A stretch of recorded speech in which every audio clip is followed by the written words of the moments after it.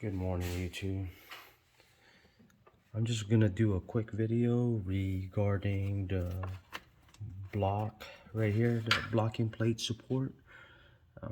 It's something that everyone should consider purchasing through Facebook. I believe that's where I got mine, through the Evo 123 spare parts. Something we need to consider just due to the fact that the firewalls are very thin. And that firewall right there, if it's rusted, it can't collapse, and you'll be on the side of the road in no time. There's no way you could engage that clutch in order to shift on your next gear. So